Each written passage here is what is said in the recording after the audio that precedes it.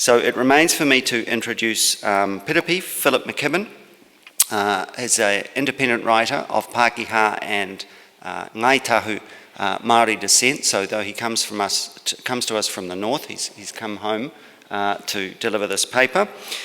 He has a master's degree in philosophy from the University of Auckland. He has a diploma in Te Pēnākitanga ki te reo kairangi from Te Wānanga o Aotearoa. And his book, Love Notes, The Politics of Love, is just out from Lantern Press, one of my favourite publishers. Please welcome Philip McKibbin. Tēnā tātou. I te tuatahi e tika ana ki te mihi ki te mana whenua, te wāhi nei, kia ngai tuahuriri, tēnā koutou. Kia koutou ngā kaiwhakahaere o te hui nei, kia koe Philip, koutou ko Annie, ko Kirsty, mā. Tēnā koutou I a koutou mahi nui. I o koutou manaakitanga ki a mātou. I o koutou aroha hoki ki ngā kararehe. Kia koutou katoa kua hui hui mai nei ki konei. Tēnā koutou. Ngā mihi ki a koutou e kōrero Maori ana I tēnei hui. Ngā mihi hoki ki te katoa I o koutou maia ki te tū, I o koutou kōrero, I o koutou whakaaro nui ki a tātou katoa o te ao. Ko wai te ika hai kupenga nei. I te taha o tōku pāpā, no ingarangi no airangi ahau, I te taha o tōku whaia, no kōtirangi, no kaitahu hoki. No muri hiku ahau, nā reira no te waipounamu ki te tonga, no rakiura hoki. Ki mai ki ahau, he aha te mea nui o te ao.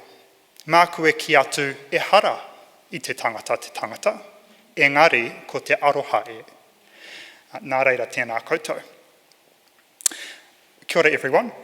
I'll be talking a little bit about my whakapapa or ancestry in this talk, but as I have just mentioned, on my mother's side, I whakapapa to Kaitahu. I'm not from Christchurch. My ancestors are from the very south of the South Island, from Stewart Island, so from the very top of the world, depending on your perspective.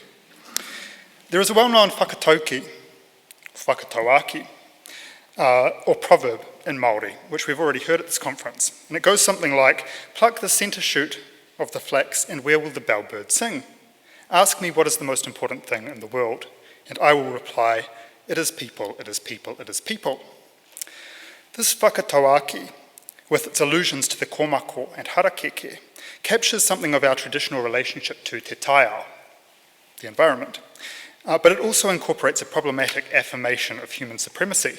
Nā reira, I like to mix it up a little bit and say, ask me what is the most important thing in the world. I will respond, it is not people, rather it is love. And it is love that I would like to talk to you about today.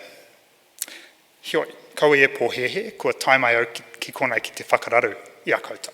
Nā reira, me timata. Yeah. I want to begin with a disclaimer. I am not an expert on anything. Although I am from Kaitahu, I am far from an expert on kaitahutaka. And although I have been known to boast in pepeha that I am a mātanga aroha, I am not, in fact, an expert on love. In all seriousness, though, and with humility, I do want to state as clearly as possible that I am not an expert on kaitahutaka or Māoritanga. And while I am prepared to accept responsibility for what I say, I do not stand here as a spokesperson for my iwi. Although I will speak about kaitahu, I do so not from the position of one who is steeped in his kaitahutaka, but as one who has had to reclaim and is still reclaiming his tribal identity. I do not apologise for this, because to do so would be to deny the myriad cultural and historical factors that are responsible for our having been denied our identity. Because it would be to do an injustice to my whanaunga, whose lives have been adversely affected by those forces. And because the journey that I am on has taught me lessons which I strive to work into love. Just as I have come to understand that my weaknesses can instruct me in developing the politics of love, which I will be talking about this morning, I know that my experiences do too. What is the politics of love? The politics of love is a new vision of politics. I've recently published a collection of essays, Love Notes, in which I sketched this theory. And I just want to point out the cover work. The art is by Shane Hansen, a friend of mine, a Maori artist, and I feel very fortunate to have this work on the book. Often writers don't get a say on the cover of their book. I suggested Shane Hansen's work and I thought I would be, I thought they wouldn't choose to use it. I thought they would look at the politics of love and think pink love hearts or maybe, people holding hands, but instead they've chosen a Maori artist and they've chosen to centre Te Taiao and specifically a non-human animal, which I think is very special. The politics of love is a values-based politics which centres love and which affirms everyday values such as care, responsibility and trust. Love itself can be thought of as an orientation or attitude. Love is a way of relating to ourselves, to each other and to the world around us. The politics of love offers a framework which helps to structure this orientation and which elaborates loving relationship. I have found it useful to describe the politics of love as a space. It can be thought of as a round space within which radical equality is the rule.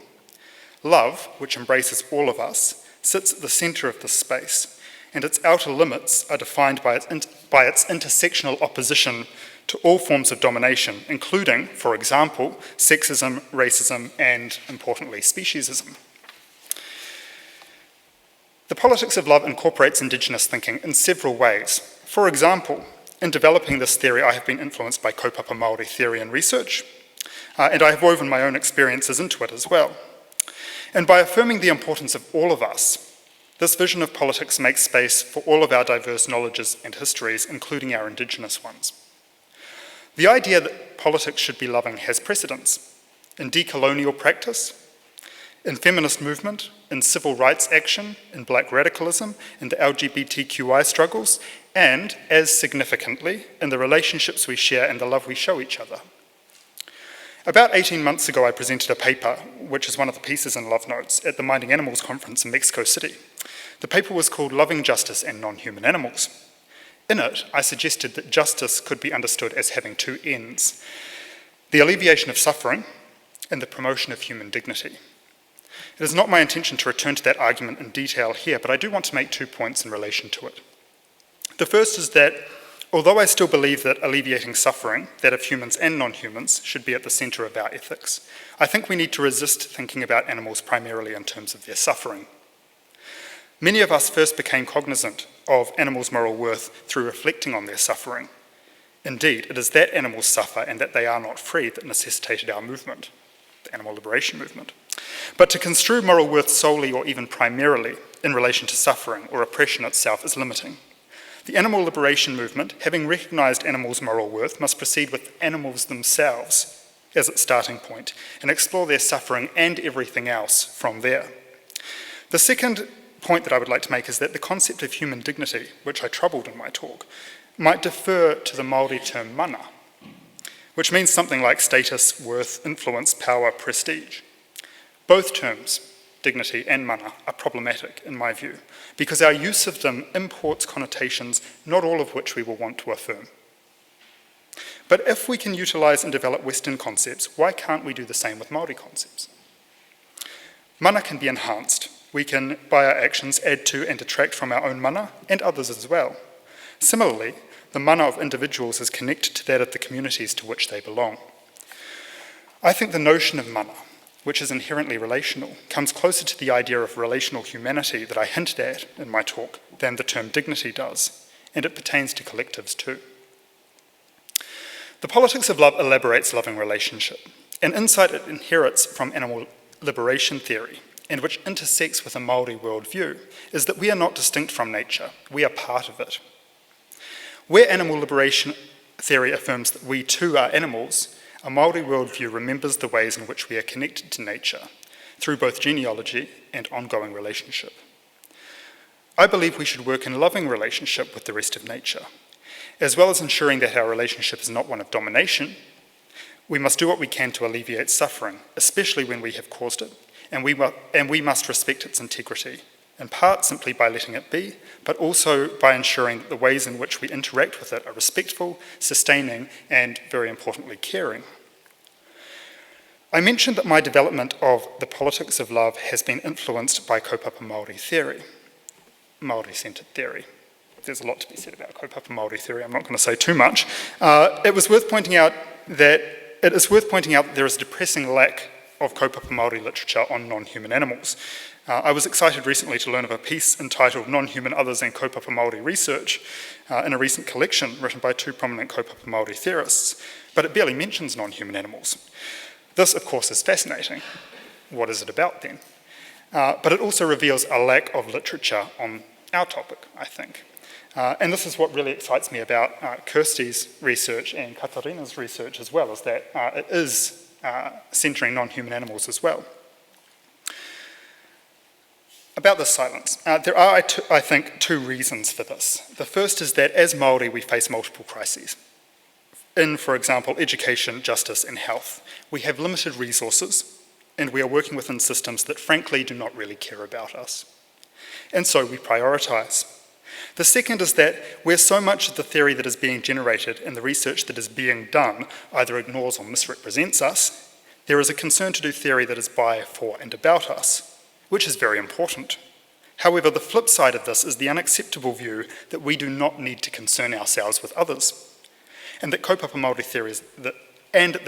Māori theory largely ignores non-human animals is indicative, I think, of how much thought is given to them. I want to take this opportunity to challenge that silence. And I should say, I did write this before listening to your talks, obviously, and I think you have done a much better job of challenging that silence than my simply standing up here and saying we should challenge that silence is. But anyway, I will carry on. Our oppression as Māori, as Indigenous peoples, is connected to theirs. And as we ourselves affirm, manaakitanga, tiakitanga, doing for others, is a sign of strength, a marker of rangatiratanga. There will, of course, be those who insist that we should not concern ourselves with non-human animals, that we have more than enough problems as it is, and anyway, why should we care about animals? Hioi, me toko tumuana tātou. Those of us who have made these connections need to be steadfast in upholding our commitment to anti-speciesism, because it is on our resistance to oppression that justice for all animals depends. The topic of this talk is Indigenous leadership. But I want to say a little bit about what indigeneity is first, because it is a fraught concept. What is indigeneity? This term is a collectivising one. So when we ask it, we are not only asking what does indigeneity mean here in Aotearoa, New Zealand, or over there in Mexico, we are asking what it means for all of us as Indigenous peoples. So, what does it mean? Might it mean we are inherent to this place? Māori have been in Aotearoa for around 900 years, give or take. A remarkably short period of time compared to the ahika of other whenua. I think our relatively short history here challenges the idea that Indigenous peoples are inherent to our landscapes in an absolute sense. Moreover, our being here has had consequences for others, arati moa, who might more honestly perhaps have been thought of as inherent. Our arrival here is remembered by us, so this land was without us. Are we really that much more inherent to this place than those who came after us? He pātai noa. Might it mean we got here first? Well, it might, but did we? I think about my iwi, kaitahu, and this notion we got here first suddenly seems murkier. Kaitahu weren't the first people on this whenua, Waitaha were. Then Kāti Mamoi, through war, intermarriage and peacemaking, settled here. Finally, Kaitahu arrived and through the same processes became the largest iwi of Te Waipounamu, the South Island. Is this story so different from the story we might tell about Pākehā? Another pātai. Similarly, the first whenua we settled was not here in Te Waipounamu. We know that prior to Pākehā coming here, war and displacement figured these islands as much as did our arrival as tāngata, as people. And we also know that the conflation of all iwi into one homogenous group is an idea that was brought here from whenua kē, from other places. That the idea that our differences are immaterial is in itself a colonising idea. Did we really get here first? Are we prepared to own that whakaaro with all of its overreaching implications? Might indigeneity refer to the shared experience of colonisation? Might this be what we mean? And is it this which makes the term collectivising? Of course not. Of course not. Of course, there are some people who make this claim, but it is reductive. It is to tie who we are to a conglomerate of colonising forces, to affirm that domination is integral to our relationships with each other, and to uphold moake tonu atu, another is enemy, even as that other is increasingly ourselves as well. Anyway, it's not really how we talk about indigeneity. Might it instead be something inherent to our cultures? Well, yes, there are similarities between Indigenous cultures, even when we account for these similarities between any cultures we might consider. But there are also significant differences. The term indigeneity risks obscuring these, just as the term Māori often diminishes the differences between diverse iwi. I think we should understand indigeneity in terms of relationship, as relationship which references past, present, and future. It can be thought of as connection we affirm when we whakapapa to the land, but that is no less significant when we understand it instead in terms of ahikaroa, or when it provides another basis from which we, as individuals, explore ourselves and our world, or when it is nurtured for us by our whanaunga because we cannot do so. Importantly, this relationship is not static, because no relationship is unchanging, just as no culture is unchanging, and because to insist that it should remain as it is, or as it was, is to deny its strength as relationship. It consists, as does any relationship, in responsibility, not only to ourselves, but to each other, to everyone, to everything. Significantly, indigeneity is always indigeneity and ... For numerous reasons, this is often not acknowledged, although almost all, if not all, Māori could also identify as Pākehā, because of our European ancestry. Some prominent Māori have affirmed the importance of doing this. I think especially of Harry Danzy, who was from Ngāti Tūwhare Toa, Aotearoa, Ngāti Raukawa, and importantly, England. He was a journalist and former race relations conciliator who described himself as a karangarua, a person of mixed heritage, and this is a quote, one who hears two voices, understands both, and respects both. It is perhaps a strength of my iwi, kaitahu, that we do tend to acknowledge these plural connections. Indeed, one of the lessons I learnt in reclaiming my Māoritanga is that the idea that you are one or the other, either Māori or Pākehā but not both, is a colonising idea. To resist it, to affirm our multiple identities, is decolonizing practice, and this insight that indigeneity is always indigeneity and that we are more than our indigeneity, that that which is not indigenous is also us, brings with it a broader perspective, which itself leads to an ever more loving orientation to the world, connecting us to each other. Still, the term indigeneity is not unproblematic. It is similar in many ways to people of colour, another collectivising term, which is sometimes mobilised as if it encompasses more than it does. Usages of the term risk engaging the conceit that oppression attaches only to darker skin, where in fact oppressions can exist separately from skin colour. We see this, for example, with ableism. The term people of colour becomes problematic when it is used to exclude people with relevant experiences of oppression from discussions about those oppressions. At its most troubling, a focus on skin colour can reinforce the very sorts of oppression it aims to dismantle. As kaitahu, we have relevant experience here. In her book, Ko Tahu Ko Au, Kaitahu Tribal Identity, prominent kaitahu thinker and activist Hannah O'Regan writes about growing up with negative perceptions about our iwi. Kaitahu have been described as the white tribe, as the Māori tribe that isn't really Māori, and this has been used to deny us our kaitahutaka in its various manifestations. On the whole, we do have whiter skin than Northern Māori, and you could be forgiven for wondering who is this white guy standing up in front of us talking about being Māori. Hioi, e hare ina karu i te kākāriki noa, he pounamu ke. These eyes aren't just green, they're pounamu. This is a result of early intermarriage between our ancestors, our Māori ancestors and our European ancestors, among other factors, and it has been used against us. As Hannah writes, during my late teens, living in the North Island at the end of the 80s, so she's a little bit older than I am, I started to experience a degree of antagonism towards kaitahu. The iwi was starting to emerge from being the Maoris that weren't real Maoris from the south to being the iwi that was making political waves with land and fisheries claims. Kaitahu were once again on the New Zealand political map, and many people found that hard to deal with. Non-Kaitahu and Pākehā alike. The mass media started on a path of demonisation that it would pursue passionately for the next decade. Many Māori perceived Kaitahu to be unworthy beneficiaries of any settlements that resulted from treaty claims. Kaitahu weren't like other Māori. By this stage, most didn't speak te reo, and they were widely perceived as being ignorant of tikanga, that's our Kaitahu dialect, and kawa. These factors, coupled with perceptions of Kaitahu as a rich, educated, and on the whole very Pākehā iwi, seem to support the view held by some that they deserve less by way of treaty settlements. Others' views of us, whether we have been perceived as Māori or as Pākehā, have been used to diminish our kaitahutaka. I want to tell a story about my taua, my kuia. I call her Gran. I know the story well because I hear it very often, which is indicative, I think, of the pain that it carries.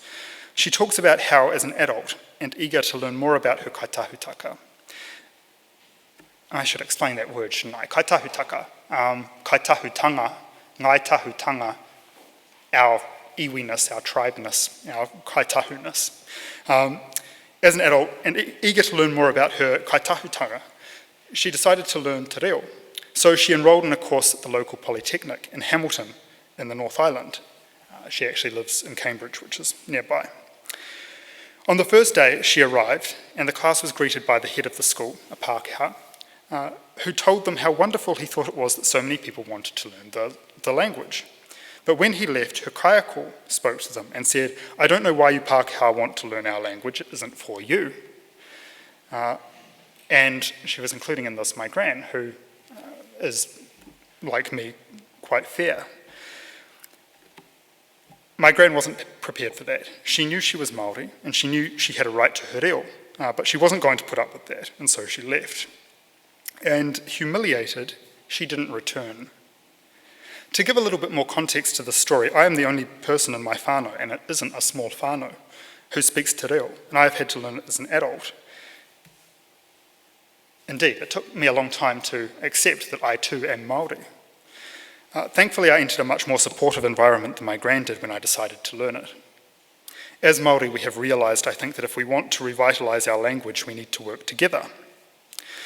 I believe that my Gran's story provides an insight into a broader set of oppressions experienced by many of us in recent history. And as Hannah says, we can only imagine what kind of impact such perceptions had on the identity of previous kaitahu generations. There is, of course, white privilege which attaches to our lighter skin. We continue to have opportunities that many Māori have not, and we are not subjected to the effects of certain dimensions of colonising oppression. But it would be wrong to deny that we have lived experience of colonising violence as Māori whose culture has been denied us. So I think a focus on skin colour, which we see both in talk of whiteness and in the term people of colour, needs interrogating. In focusing on whiteness, we help to uphold it. As James Baldwin repeatedly explains, white is a misnomer. White people are not white, he writes. Part of the price of the white ticket is to delude themselves into believing that they are. And in his essay on being white and other lies, writing about America, or, and I quote, that portion of the North American continent that calls itself America, he suggests that white identity was and is a moral choice. Quote, "For there are no white people." He writes, "America became white. The people who, as they claim, settled the country became white because of the necessity of denying the black presence and justifying the black subjugation. White men from Norway, for example, where they were Norwegians, became white by slaughtering the cattle, poisoning the wells, torching the houses, massacring Native Americans, raping black women." He goes on, "Because they think they are white, they do not dare confront the ravage and the lie of their history. Because they think they are white, they cannot allow themselves to be tormented by the suspicion that all men are brothers. Because they think they are white, they are looking for or bombing into existence stable populations, cheerful natives and cheap labour. Because they think they are white, they believe, as even no child believes, in the dream of safety." When we talk about Pākehā, for example, as white, Are we challenging the idea of whiteness? Or are we reiterating an untruth, passing on a harmful lie? I believe the term Pākehā is helpful in a way that white is not. It is not imposed, but rather arose in relationship, and that it is a Māori word is telling. Similarly, I think the Māori notion of whakapapa, genealogy, is helpful because it reminds us to examine our identities and relationships, and it constructs those as complex and plural. We must move beyond whiteness, and in order to do so, we must reject colonizing ideas and binary thinking. The terms Indigenous and people of colour combine in the term BBIPOC, that is, Black, Brown, Indigenous and people of colour, or, and here words become very important, Black, Brown and Indigenous people of colour. This latter tautological contortion conflates indigeneity with black and brownness in such a way that would exclude the insight a story like My Taua's brings. We must remember that the solutions to the problems that we face will be found in our diversity. Collectivising terms like people of colour, like indigeneity, must respect that diversity by incorporating an acknowledgement of their limits. Loving values can help us here, values such as compassion, humility, and responsibility. We must remember also that the extent to which we are free to determine our own identities and to realise our rangatiratanga depends not only on us but on others as well. I quote Hannah again on kaitahu identity. She says, "I feel it is imperative for kaitahu people to take an active part in defining, articulating and developing our cultural and political identity if we wish that identity to work positively for us and future generations." But she goes on, even if this is achieved within kaitahu, there is still a need for understanding and acceptance by those non-kaitahu who directly and indirectly influence the development of kaitahu identity. Maori, Pākehā, and non-Pākehā New Zealanders, and the international Indigenous community. Decentering whiteness should not be about decentering white people. Rather, it should be about centering all of us. Indeed, I think that the language of centering is more helpful than that of decentering. And because it is only inclusive, it is consonant with love. One insight that the politics of love challenges us with is that inclusion need not entail exclusion. This is a very simple idea, but it is one that we have a lot of trouble with. Inclusion need not entail exclusion. I believe our focus should be on centering everyone, including ourselves as Indigenous people and peoples. When we are all absolutely in the centre, not only will we have dismantled whiteness, but we will be collectively affirming everyone's knowledges and experiences and realising genuine togetherness. Only then will there be love. Any positive conception of indigeneity must be humble. If we want, for example, to affirm a positive relationship to the whenua, or land, sorry, I'm struggling to read my own handwriting, but whenua or land, as something that the notion of indigeneity encompasses, and I think we should, we also need to remember and learn from past excesses and critically interrogate present ones, such as kaitahu's investment in dairy farming, with all of the harms that that entails to the whenua. And honesty requires that we resist notions of purity. We know that these are false, and that they connect to a colonising ideology which has tied our nobility to savagery, and which would relegate who we still are to a pure but also primitive past.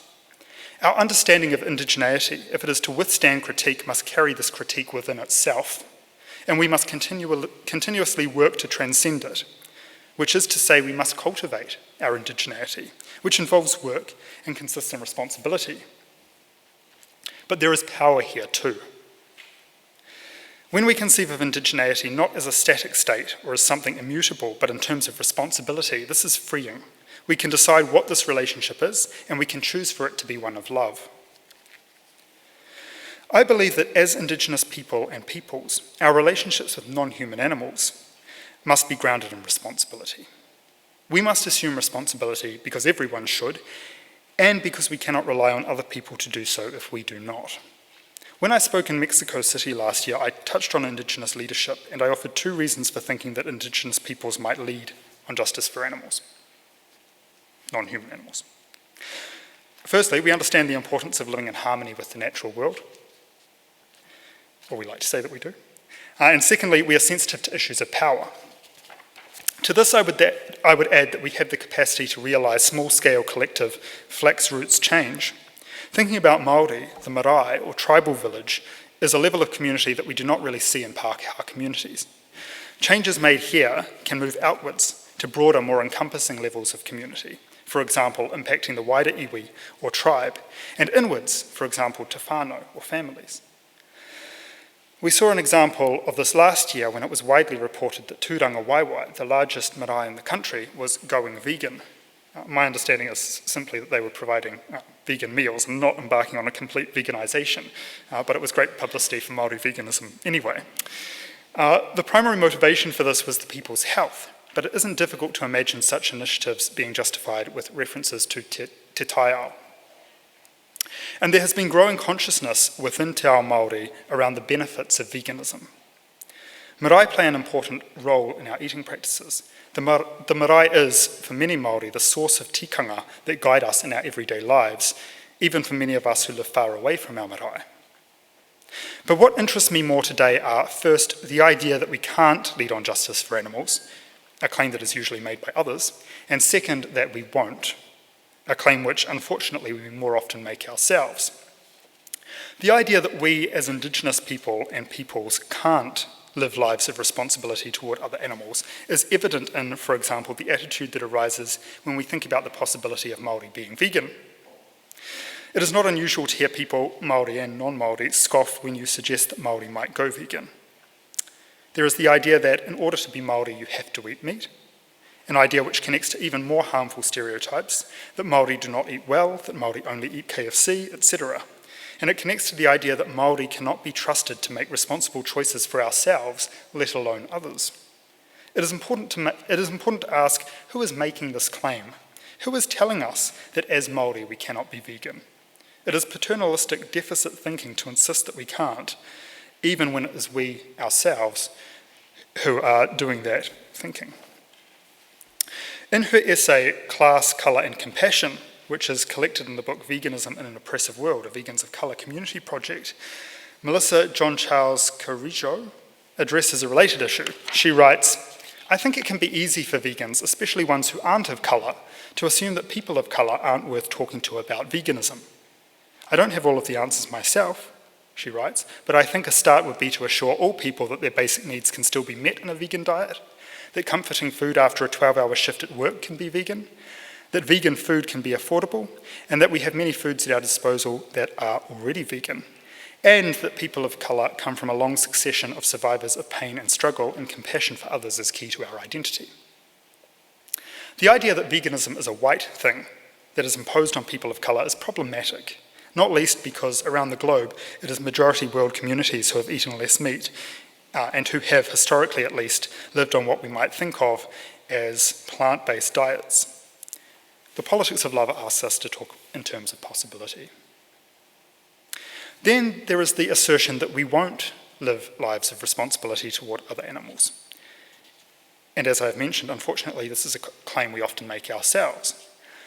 Whether we say that we won't because I don't care about other animals or because we should focus on human beings and the problems we face first, the claim is a variant of speciesism. I don't care about animals.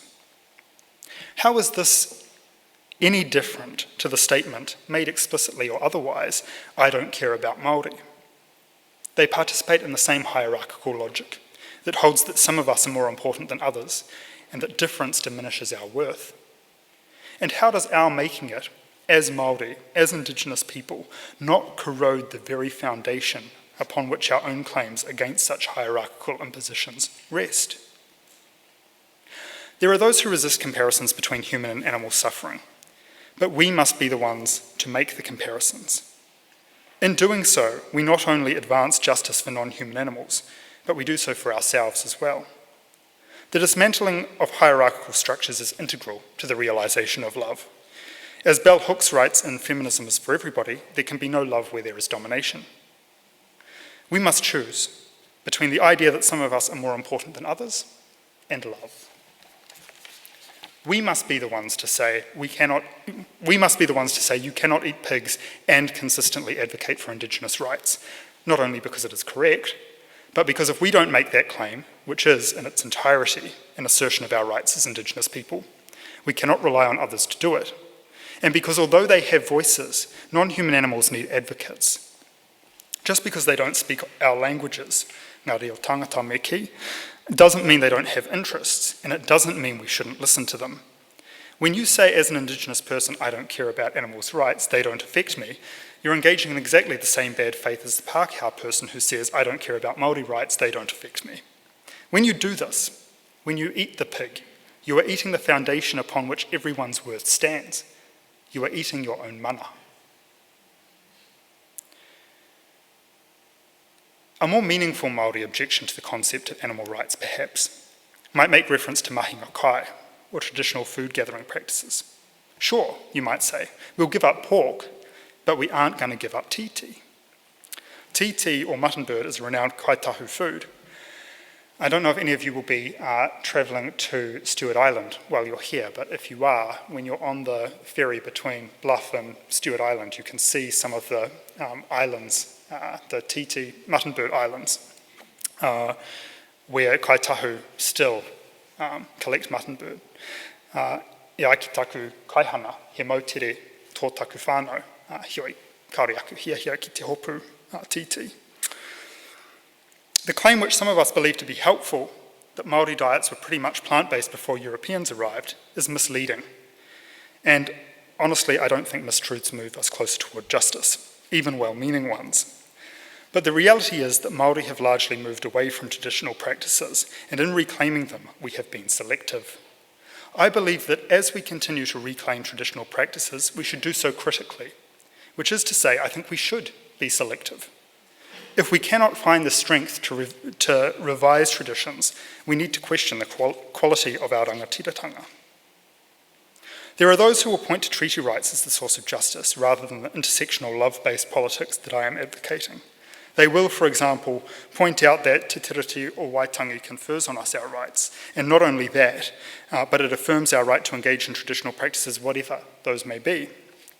What need have we for a politics of love which dares to have faith in something other than law?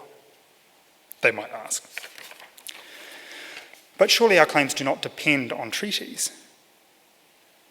We who have treaties that are respected, to the extent that they are, do other Indigenous peoples wrong when we make this assertion or when we act as if it is the case? Doesn't this imply that in the absence of te tiriti, the colonisers could do whatever they want to us? Treaties do not and cannot entrench unjust rights. As Martin Luther King Jr., whose example has guided my elaboration of the politics of love rights in his letter from Birmingham jail, one has not only a legal but a moral responsibility to obey just laws. Conversely, one has a moral responsibility to disobey unjust laws. I would agree with St. Augustine that an unjust law is no law at all. And for another complementary perspective on Indigenous treaty rights and veganism, I refer you to Margaret Robinson's essay, Intersectionality in Mi'kmaq and Settler Vegan Values, in the book Veganism in an Oppressive World. I'm almost at the end. Almost. To those who say, leave this to Pākehā, because they have the power, they have the privilege, they should be the ones to go vegan and lead for animal rights, I respond with the words of Paulo Freire, a thinker who incidentally has been hugely influential in the development of kaupapa Māori theory, which arose in education. He argues that we should look to those in power, we should look to those whose power has been denied for leadership. He writes, the great humanistic and historical task of the oppressed is to liberate themselves and their oppressors as well. And his reference to humanism notwithstanding, I think he has a point. I want to conclude by making a statement which I feel is very important. It is a statement concerning Indigenous leadership, and it is a statement about the politics of love. This vision of politics is not a marginal theory. The politics of love centres us all. It is domination which is relegated to the margins. I am the politics of love. My indigeneity is integral to who I am, and I will not be marginalised. We are the politics of love. Our indigeneity is integral to who we are, and we will not be marginalised. The politics of love will not be marginalised. We must speak from the centre. and it is right that we declare that this is what we are doing. However, we must not imagine ourselves here alone, for at the centre of this politics is love. And we must not seek to exclude others when we speak, for at the centre of this politics is love. To speak from the centre is not to de-centre others, it is to centre us, all of us. And that is the unifying strength of the politics of love. Nā reira, e te iwi, tēnā koutou, tēnā tātou katoa.